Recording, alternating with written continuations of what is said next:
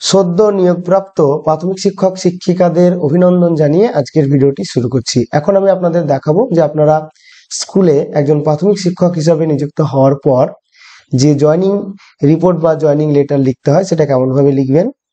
তো তার একটি ফরম্যাট বা একটি লেটার আমি নিয়ে রেখেছি, একটি নমুনা, এটা আপনারা দেখতে পারেন বা এই ফরম্যাটটি ইউজ করে আপনারা আপনাদের নাম, আপনাদের মেমো নম্বর, ডেট, স্কুলের নাম ইত্যাদি কিছু কয়েকটা জিনিস চেঞ্জ করলেই কিন্তু আপনারা এই ফরম্যাটটি ব্যবহার করতে পারবেন। তো দেখুন, প্রথমে আপনারা এইভাবে শুরু করবেন। প্রথমে দেখুন টু, তারপরে লাইনে দা চেয়ারম্যান, তারপরে এখানে আমি দেখিয়েছি Murshidabad district primary school council.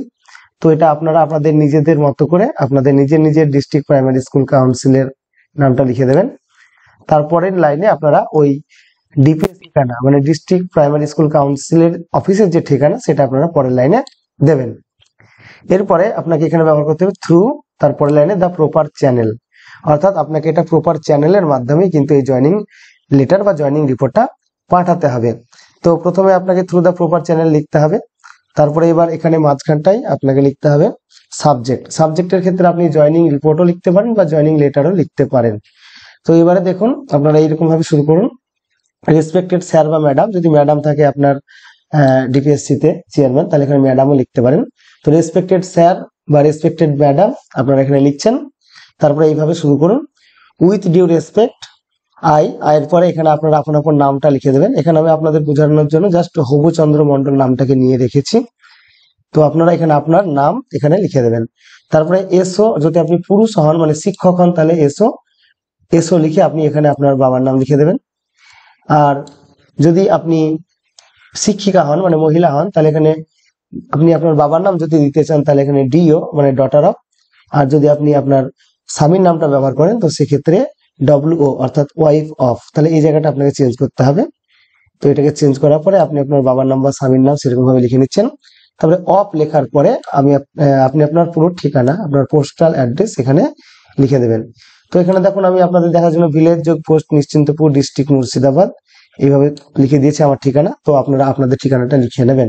তারপর একটা কমা দিয়ে would like to inform you that, আপনাকে জানাতে চাইছি যে in response of your appointment letter memo number, এই যে মেমো নম্বর আপনার অ্যাপয়েন্টমেন্ট লেটারে যে মেমো নম্বরটা থাকবে সেই মেমো নম্বরটা আপনাকে এখানে ঠিকভাবে লিখতে হবে। আমি এখানে বোঝানোর জন্য একটা উল্টো পাল্টা নাম্বার আমি বসিয়ে রেখেছি। তো আপনাদের অ্যাপয়েন্টমেন্ট লেটারে যে মেমো নম্বরটা থাকবে সেই মেমো নম্বরটাকে এখানে আপনাকে সুন্দরভাবে লিখতে হবে। তারপরে ডেটের দিয়ে অর্থাৎ কত তারিখে আপনাকে অ্যাপয়েন্টমেন্ট দেওয়া হয়েছে সেই ডেটটা কিন্তু এখানে আপনাকে দিতে হবে, বা আরো যদি কিছু থাকে অর্থাৎ ডেট, অ্যাপয়েন্টমেন্ট লেটার নম্বর, এগুলো আপনাকে এখানে বসিয়ে দিতে হবে ঠিকঠাক ভাবে।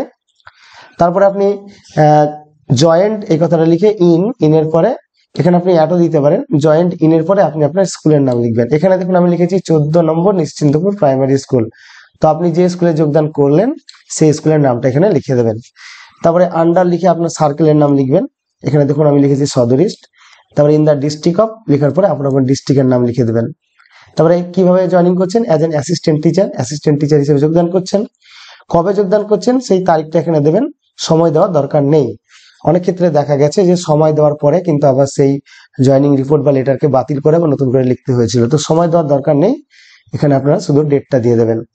বা আপনারা যদি কোনো রকমের কনফিউশন থাকে আপনার সংশ্লিষ্ট যে এসআই অফিস আছে তার সঙ্গে যোগাযোগ করে নিতে পারেন, বা আপনি যে স্কুলে যোগদান করছেন সেখানকার প্রধান শিক্ষকের সঙ্গে একটু পরামর্শ করে নিতে পারেন।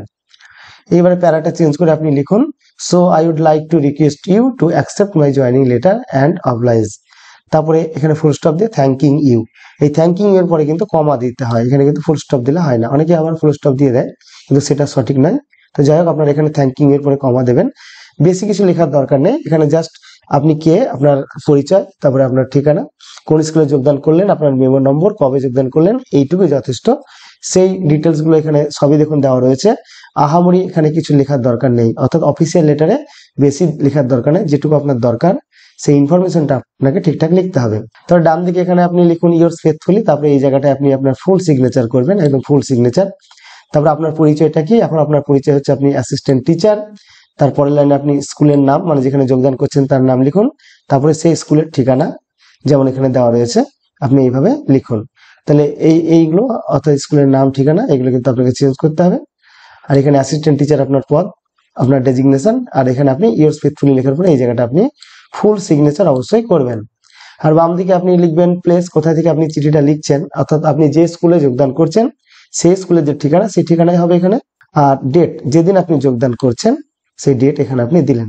তারপরে এটা যখন আপনি আপনার প্রধান শিক্ষককে বা যার হাতে আপনি যোগদান করছেন তাকে জমা দিলেন, তখন তিনি আবার এটাকে ফরওয়ার্ড করবেন। তো ফরওয়ার্ড করার পদ্ধতি হলো সেই হেড টিচার বা টিআইসি যিনি আছেন ওই বিদ্যালয়ে, তিনি এই লেটারটার এই বাম দিকে যে মার্জিনের যে জায়গাটা রয়েছে, এই যে অনেক জায়গা রয়েছে, এইসব জায়গাতে তিনি লিখবেন। তিনি সিল ছাপ যা আছে হেডমাস্টারে তিনি মেরে দিলেন, তারপরে এটা তার কাজ হয়ে গেল।